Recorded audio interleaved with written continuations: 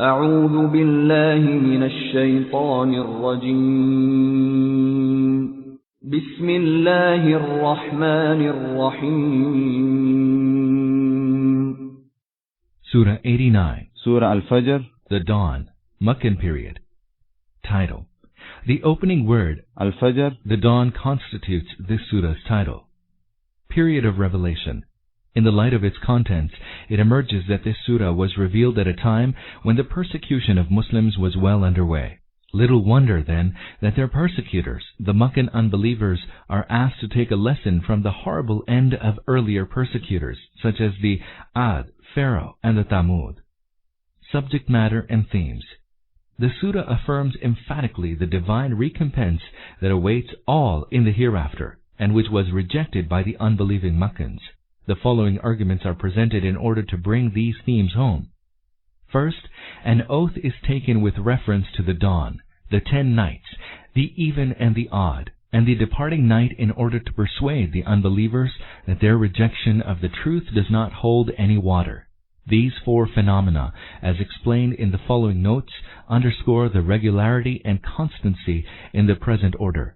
While reflecting on this divine dispensation marked by sagacity, man should not have any difficulty in realizing that Allah, who has put in place this order, may cause the hereafter.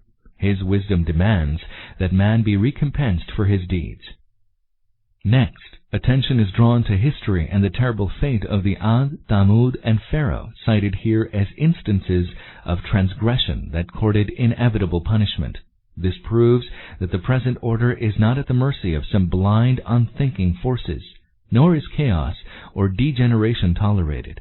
As the universe is under the control of the Almighty, all-wise Allah, He has devised an elaborate scheme, one that rests on the planks of wisdom and justice. He has invested man with reason and moral sense, and granted him authority in certain measure. Accordingly, He will call man to account and recompense them. Some profound observations are made regarding human society. The Arabs of the day were in the shackles of Jahiliyyah.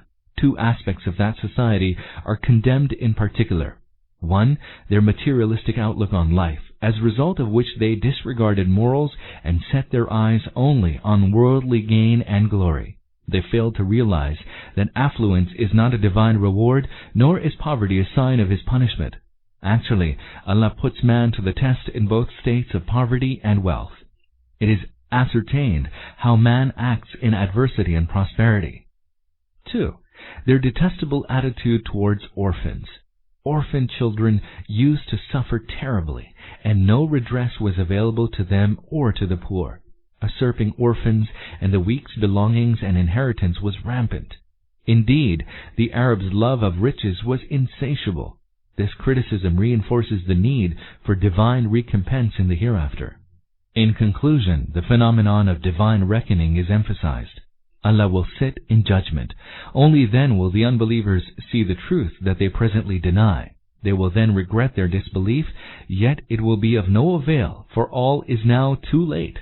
However, those who sincerely accept the truth in this life as presented by Allah's scriptures and messengers will be blessed with Allah's pleasure. They will be reckoned in the hereafter as His righteous servants and will enter paradise. بسم الله الرحمن الرحيم In the name of Allah, the most merciful, the most compassionate. والفجر By the dawn, وليال عشر and the 10 nights, والشفع والوتر and the even and the odd, والليل إذا يسر and by the night when it departs. هل في ذلك قسم لذي حجر Is there in this an oath for one endowed with understanding? 1. Much difference of opinion has been expressed by the commentators in the commentary of these verses, so much so that in respect of the even and the odd, there are as many as 36 different views. In some traditions the commentary of these verses has also been attributed to the Prophet, peace be upon him, but the fact is that no commentary is confirmed from him, otherwise it was not possible that anyone from among the companions, their immediate successors, and later commentators would have dared to determine the meaning of these verses by themselves after the commentary by the Prophet, peace be upon him. After a study of the style, one clearly feels that there was an argument already in progress in which the Prophet, peace be upon him, was presenting something and the disbelievers were denying it. At this, affirming what the Prophet, peace be upon him, presented, it was said by such and such a thing, so as to say, by these things, what Muhammad, peace be upon him, says is wholly based on the truth. Then, the argument is concluded with the question, is there an oath in it for a man of understanding? That is there a need for yet another oath to testify to the truth of this matter? Is this oath not enough to persuade a sensible man to accept that which Muhammad, peace be upon him, is presenting? Now the question arises, what was the argument for the sake of which an oath was sworn by these four things? For this we shall have to consider the whole theme which, in the following verses, commences with, have you not seen how your Lord dealt with the Aad? And continues till the end of the surah. It shows that the argument concerned the rewards and punishments of the hereafter, which the people of Makkah were refusing to acknowledge, and the Messenger, peace be upon him, was trying to convince them of this by constant preaching and instruction. At this oaths were sworn by the dawn, the 10 nights, the even and the odd, and the departing night to assert, are these four things not enough to convince a sensible man of the truth of this matter so that he may need yet another evidence for it? After having determined the significance of these oaths in the context, we would inevitably have to take each of these in the meaning relevant to the subsequent theme. First of all, it is said by far. Far is the breaking of day, i.e., the time when the first rays of the light of day appear in the midst of the darkness of night as a white streak from the east. Then, it is said by the 10 nights. If the context is kept in view, it will become plain that it implies each group of the 10 nights among the 30 nights of the month, the first 10 nights being those during which the crescent moon, starting as a thin nail,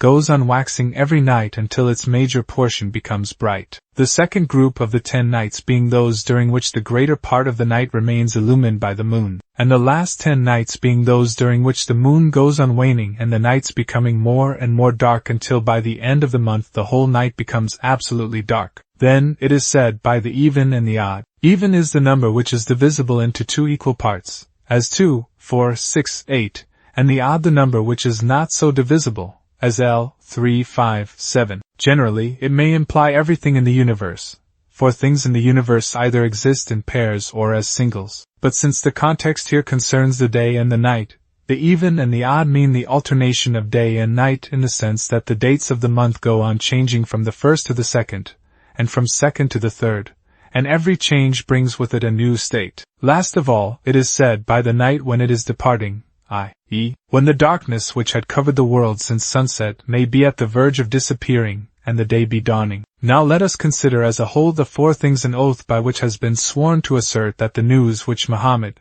peace be upon him, is giving of the meting out of rewards and punishments is wholly based on the truth. All these things point to the reality that an all-powerful sustainer is ruling over this universe, and nothing of what he is doing is absurd, purposeless, or lacking wisdom. On the contrary, a wise plan clearly underlies whatever he does. In his world one will never see that while it is night, the midday sun should suddenly appear overhead, or that the moon should appear one evening in the shape of the crescent and be followed next evening by the full moon, or that the night, when it falls, should never come to an end, but should become perpetual, or that there should be no system in the alternation of the day and night so that one could keep a record of the dates, and know what month was passing, what was the date, on what date a particular work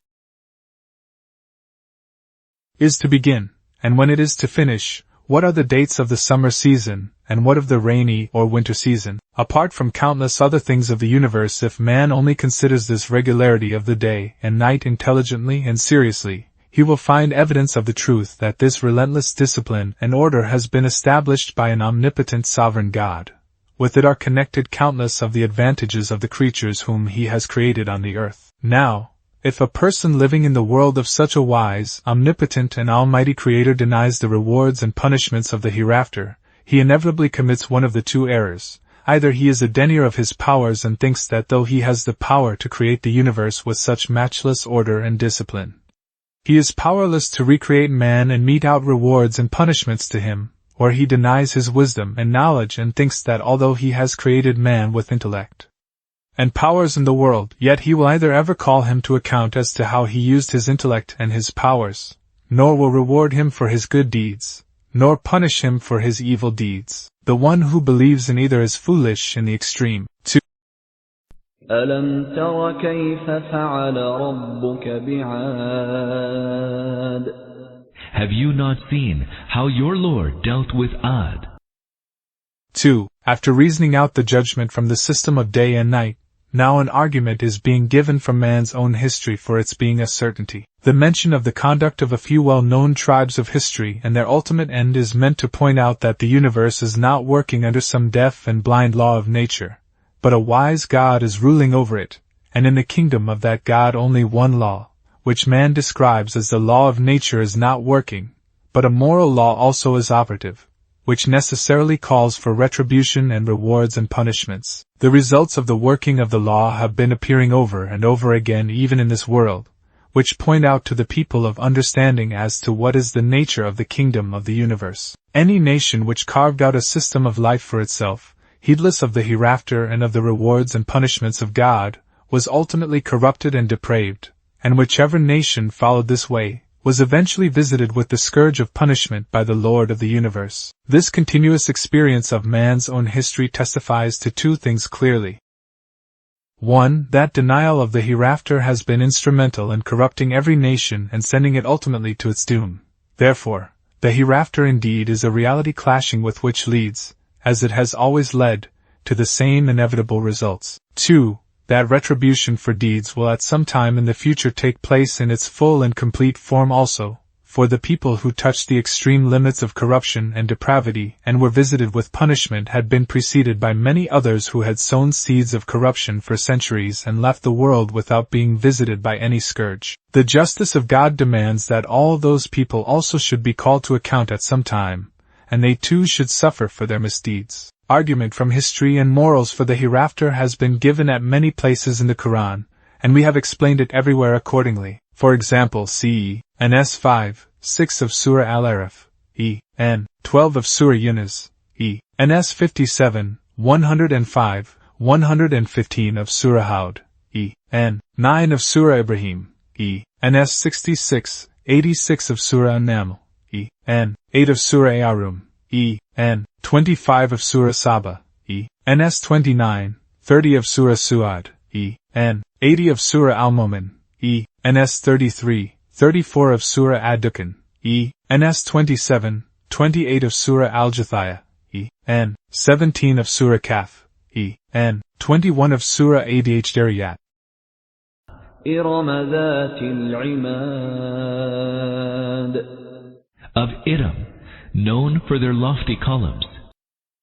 3. Aad-Iram implies the ancient tribe of Aad, who have been called Aadullah in the Quran and Arabian history. In Surah An-Najm, it has been said, and that we destroyed the ancient people of Aad, verse 50 i.e., the Aad to whom the Prophet Hud, peace be upon him, had been sent, and who were punished with the scourge. As against them the people of Aad who remained safe and flourished afterwards are remembered as Aad-Iqra in Arabian history. The ancient Aad are called Aad-Iram for the reason that they belong to that branch of the Semitic race which descended from Iram, son of Shem, son of Noah, peace be upon him. Several other sub-branches of this main branch are well known in history, one of which were the Thamud, who have been mentioned in the Quran. Another are the Arameans, who in the beginning inhabited the northern parts of Syria and whose language Aramaic occupies an important place among the Semitic languages.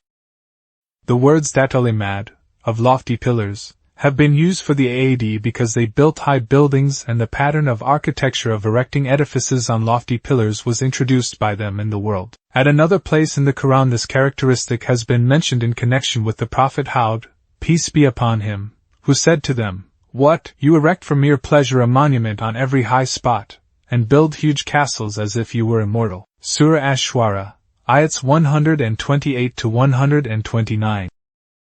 التي لم يخلق مثلها في البلاد The like of whom no nation was ever created in the lands of the world. 4. That is, they were a matchless people of their time. No other nation in the world compares with them in strength, glory and grandeur. At other places in the Quran, it has been said about them, "Your Lord made you very robust." Surah Al-Araf, Ayat 69. As for the Aad, they became arrogant with pride in the land, without any right, and said, "Who is stronger than us in might?" Surah Hamim as-Sajda, Ayat 15. When you seize somebody, you seized him like a tyrant. Surah Ash-Shu'ara, Ayat 130. وثمود الذين جابوا الصخر بالواد. And how did he deal with Thamud, who hewed out rocks in the valley? 5. The valley, Wad al-Qura, where the mud carved out dwellings in the mountains, and probably in history they were the first people who started cutting out such buildings into the rocks. For details see NS 57, 59 of Surah Al-Araf, E.N. 45 of Surah Al-Hijr, E.N.S. 95, 99 of Surah Ash-Shu'ara. وفرعون ذي الأوتاد. And with Pharaoh of the tent pegs. 6. The words Tulotad of the stakes for Pharaoh have also been used in Surah Su'ad, Ayat 12. This can have several meanings. Possibly his forces have been compared to the stakes, and of the stakes means of great forces. For it was by their power and might that he ruled a firmly established kingdom. It might also imply multiplicity of forces, and the meaning may be that wherever his large armies camped, pegs of the tents were seen driven into the ground on every side. It may also imply the stakes at which he punished the people, and it is also possible that the pyramids of Egypt have been compared to the stakes. For they are the remnants of the grandeur and glory of the pharaohs, and seem to have been driven into the ground like stakes for centuries. الذين طغوا في البلاد. Who transgressed in the countries of the world. فأكثروا فيها الفساد. Spreading in them much corruption. فصب عليهم ربك سوط عذاب. Then their Lord unloosed upon them the lash of chastisement. إن ربك لبالمرصاد. Truly, your Lord is ever watchful. 7. The words, ever watchful in ambush, have been used metaphorically for keeping watch on the movements and activities of the wicked and mischievous people. An ambush is a place where a person lies hiding in wait to attack somebody by surprise. The victim, thoughtless of his fate, comes and falls a prey. The same is the case against Allah of those wicked people who spread mischief in the world and have no sense and fear that there is God above them, who is watching all their misdeeds. Therefore, they go on committing every day more and more evils fearlessly until they reach the limit which Allah does not permit them to transgress. At that very moment his scourge descends upon them suddenly. فأما الإنسان إذا ما ابتلاه ربه فأكرمه ونعمه فيقول ربي أكرمن. As for man, when his Lord tests him by exalting him and bestowing his bounties upon him, he says, "My Lord has exalted me." 8. Now, criticizing the general moral state of the people, it is being said, after all, why shouldn't the men who have adopted such an attitude in the life of the world be ever called to account, and how can it be regarded as a demand of reason and justice that when man has left the world, after doing all he could, he should never receive any reward or suffer any punishment for his deeds? وَأَمَّا إِذَا مَا ابْتَلَاهُ فَقَدَرَ عَلَيْهِ رِزْقَهُ فَيَقُولُ رَبِّي أَهَانَنِ. But when he tests him by straightening his sustenance, he says, "My Lord has humiliated me." 9. This then is man's materialistic view of life. He regards the wealth and position and power of this world alone as everything. When he has it, he is filled with pride and says, "God has honored me." And when he fails to obtain it, he says, "God has humiliated me." Thus, the criterion of honor and humiliation in his sight is the possession of wealth and position and power, or the absence of it, whereas the truth which he does not understand is that whatever Allah has given anybody in the world has been given for the sake of a trial. If he has given him wealth and power, it has been given for a trial to see whether he becomes grateful for it, or commits ingratitude. If he has made him poor, in this too there is a trial for him to see whether he remains content and patient in the will of God and faces his hardships bravely within permissible bounds, or becomes ready to transgress every limit of morality and honesty, and starts cursing his God. 7. كلا بل لا تكرمون اليتيم. But no, you do not treat the orphan honorably. 10. That is, this is not all the criterion of honor and disgrace, for the real criterion is the moral good and evil. 11. That is, as long as his father is alive, your treatment of him is attentive, and when his brother dies, even the paternal and maternal uncles and the elder brothers, to say nothing of the neighbors and distant relatives, neglect him. ولا تحاضون على طعام المسكين. And do not urge one another to feed the poor. 12. That is, nobody in your society feels any urge to feed the poor. Neither a man himself feels inclined to feed a hungry person, nor is there among the people any urge to do something to satisfy the hunger of the hungry, nor do they exhort one another to do so. وتأكلون التراث أكلا لما. And greedily devour the entire inheritance. 13. In Arabia, the women and children were as a rule deprived of inheritance, and the people's idea in this regard was that the right to inheritance belonged only to those male members who were fit to fight and safeguard the family. Besides, the one who was more powerful and influential among the heirs of the deceased would annex the whole inheritance without qualms, and usurp the shares of all those who did not have the power to secure their shares. They did not give any importance to the right and duty, so that they should honestly render the right to whom it was due as a duty whether he had the power to secure it or not. وتحبون المال حبا جما. And love the riches, loving them ardently. 14. That is, you have no regard for the permissible or the forbidden, the lawful or the unlawful. You feel no qualms about acquiring wealth in any way or by any means, fair or foul, and your greed is never satisfied however much you may have acquired and amassed. كلا إذا دكت الأرض دكا دكا. But no, when the earth is ground to powder. 15. That is, you are wrong in thinking that you may do whatever you like in your life of the world, but you will never be called to account for it. The meting out of rewards and punishment denying which you have adopted this mode of life is not anything impossible and fictitious, but it has to come to pass, and it will certainly come to pass at the time being mentioned below.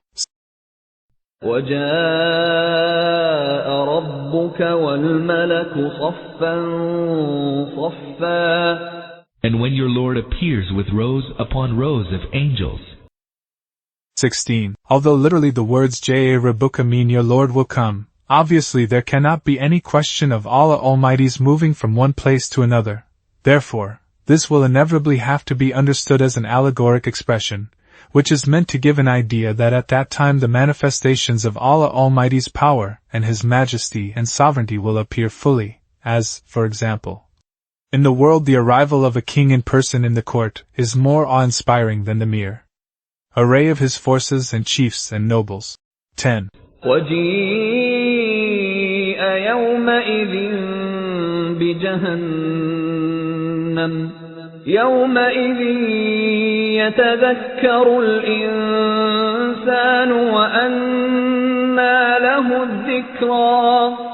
And when hell is brought near that day, on that day will man understand, but of what avail will that understanding be? 17. The words in the original can have two meanings. 1. That on that day man will remember whatever he had done in the world and will regret.